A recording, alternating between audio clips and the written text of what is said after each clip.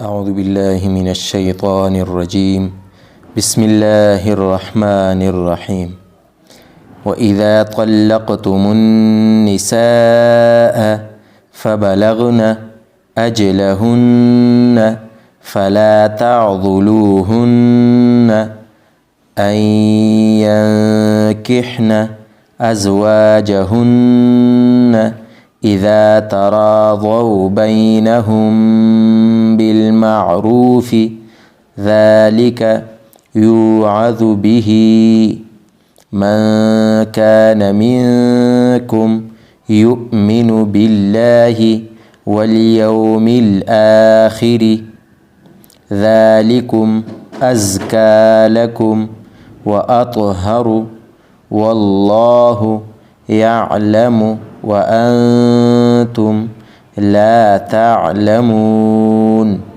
والوالدات يرضعن أولادهن حولين كاملين لمن أراد أن يتم الرضاعة وعلى المولود له رزقهن وكسوتهن بالمعروف لا تكلف نفس إلا وسعها لا تضار والدة بولدها ولا مولود له بولده وعلى الوارث مثل ذلك فإن أرادا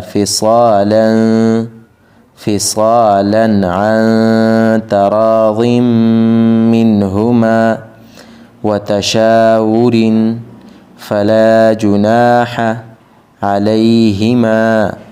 وإن أردتم أن تسترضعوا أولادكم فلا جناح عليكم إذا سلمتم ما آتيتم بالمعروف واتقوا الله واعلموا أن الله بما تعملون بصير.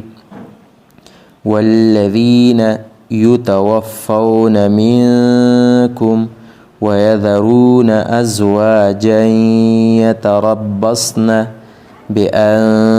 بأنفسهن 4 أشهر وعشرا فإذا بلغن أجلهن فلا جناح عليكم فيما فعلن في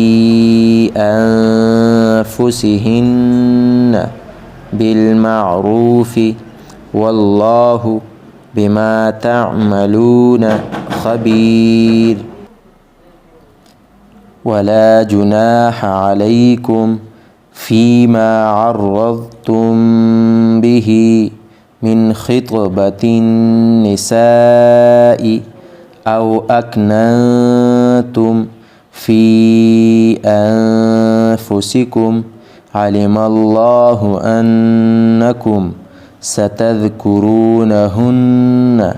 ولكن لا تواعدوهن سرا إلا أن تقولوا قولا معروفا ولا تعزموا عقدة النكاح حتى يبلغ الكتاب أجله واعلموا أن الله يعلم ما في